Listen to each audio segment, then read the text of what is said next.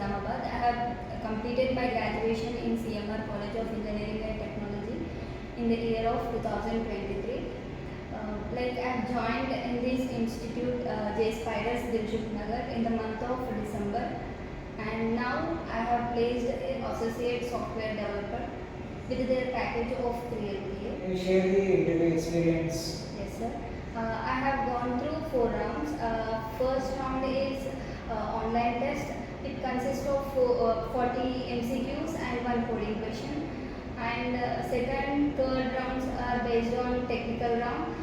They asked me a lot in OOPS concepts and multi-threading collections, and they have asked me write a program to print patterns and programs on strings.